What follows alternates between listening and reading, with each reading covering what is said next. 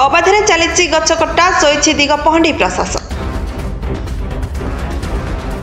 One महोत्सव सप्ताह पालन आड़ वृक्षरोपण कार्यक्रम में श्राद्ध होछि सरकार कोटी कोटी टंका। कार्यक्रम सफल रूपायन वन विभाग सह प्रशासनिक अधिकारी कर्मचारी समूह निज निज कर्तव्य परिसर में फ्लेक्स बनाई फोटो उठा गछ लगाई नेउछंती बाहा बाहा। तेणे विभाग कर्मचारी अधिकारी अवगति दिगपहंडी वनांचल चली बेधड़ गछकटा। आंध्र काठ माफिया दलाल सजिथिबा स्थानीय गाँ टाउटर मध्यस्थि निर्विघ्न कटा जाउछि वर्ष वर्षर विराट विराट गछ। सबु जानी चुप रही तहसिल वन विभाग कर्मचारी। एणे पेट्रोल चलित हाथधरा मेसीन करत धरी दलाल माध्यम गाँ गाँव चली अबाध गछकटा।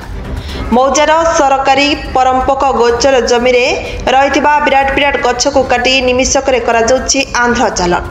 एभली एक घटना देखा मिली दिगपहंडी तहसिल सिद्धेश्वर राजस्व निरीक्षक कार्यालय परिमित अंचल गाँवर निर्दिष्ट दलाल द्वारा एक सरकारी जगह विशाल गछ को काटी ट्रैक्टर द्वारा काठकंडी चालान बेले धरी सिद्धेश्वर राजस्व निरीक्षक। ट्रैक्टर को आनी रखिते कार्यालय परिसर में, किंतु किसी समय पर तहसिल कार्यालय को पढ़ाइबा कही छाड़ी देइथिले सेही काठगंडी बोझेई ट्रैक्टर को। तेणे दिगपहंडी तहसिल कार्यालय में अनुसंधान पर काठगंडी बोझेई ट्रैक्टर सेठाकु जाई नथिबा जଣା पड़िथिला।